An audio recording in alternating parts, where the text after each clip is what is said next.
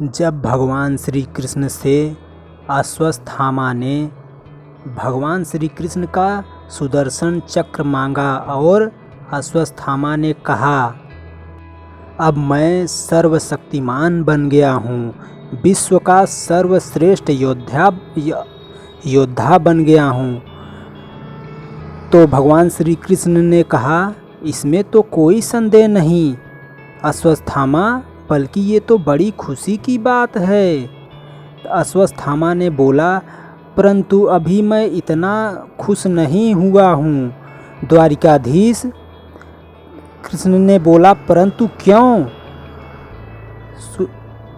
अश्वत्थामा ने कहा, क्योंकि मेरे तुरीण में जितने भी दैवी अस्त्र शस्त्र हैं, उनसे पूरी पृथ्वी पर मैं तो विजय पा सकता हूँ, परंतु यक्ष, गंधर्व और नागलोकों पर विजय प्राप्त करने के लिए मेरे पास शक्तियाँ पर्याप्त नहीं हैं।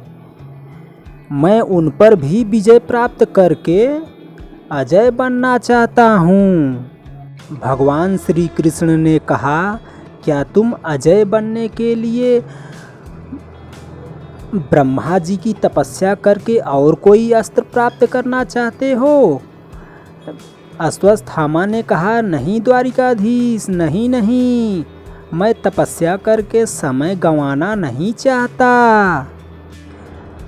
द्वारिकाधीश, मैं तो आपको दान देना चाहता हूँ। भगवान श्री कृष्ण ने कहा, ओहो, तुम मुझे दान देना चाहते हो? अश्वत्थामा ने कहा, हाँ प्रभु, मैं आपको दान देना चाहता हूँ, अपना ब्रह्मशिर अस्त्र देना चाहता हूँ आपको, और आपसे सुदर्शन चक्र प्राप्त करना चाहता हूँ। भगवान श्री कृष्ण ने मुस्कुराते हुए कहा, अच्छा, तुम हमारा सुदर्शन चक्र प्राप्त करना चाहते हो क्या? भगवान श्री कृष्ण ने कहा, क्या तुम सुदर्शन चक्र के तेज को संभाल पाओगे? तुम्हारे अंदर है इतनी शक्ति? फिर अश्वत्थामा ने बोला, हाँ, हमारे अंदर तो पूरे पृथ्वी को संभालने की शक्ति है, यह सुदर्शन क्या है? भगवान श्री कृष्ण ने कहा, सुदर्शन से गुरुपुत्र अश्वत्थामा के मन में सुदर्शन तुम्हें धारण करने की बड़ी लालसा है। सुदर्शन, अब तुम अश्वत्थामा के पास जाओ।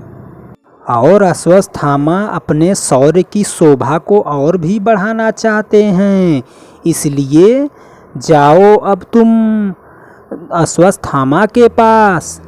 और सुदर्शन चक्र जैसे जैसे अश्वत्थामा के पास पहुंच रहा था, अश्वत्थामा की सैन्य की शक्ति क्षीण होने लगी और वह डर कर कहने लगा, नहीं केशव, मुझे तुम्हारा सुदर्शन नहीं चाहिए।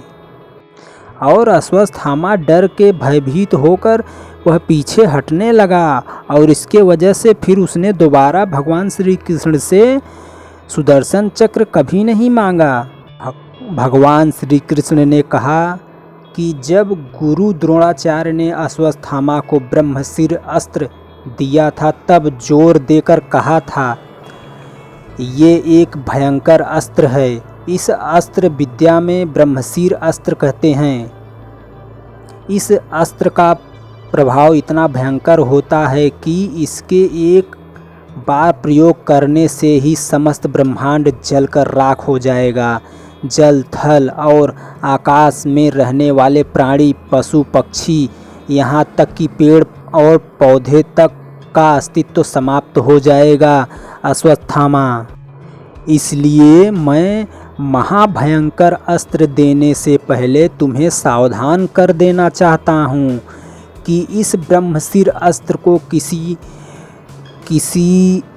किसी लकड़ी के तुरीण में नहीं रखा जाता, बल्कि संयम के तुड़ीर में रखा जाता है। ब्रह्मशिर अस्त्र को बुद्धि और विवेक से धनुष पर चढ़ाया जाता है, और इस महाविनाशक अस्त्र का संधान केवल धर्म संकट के समय ही किया जाता है, और अपनी निजी शत्रुता के लिए इसका प्रयोग कदाचित नहीं करना चाहिए।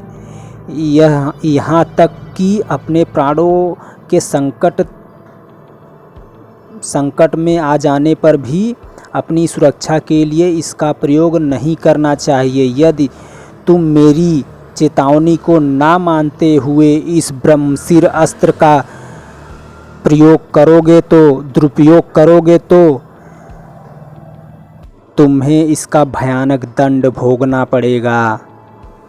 और अश्वत्थामा ने कहा, पिताश्री आप निश्चिंत रहिए, मैं आपको वचन देता हूँ कि मैं आपके निर्देशों का पालन अवश्य करूँगा। यह बातें होने के बाद गुरु द्रोणाचार्य ने अश्वत्थामा को ब्रह्मशिर अस्त्र देते हैं और यही कारण है कि आज भी अश्वत्थामा इस कलयुग की धरती पर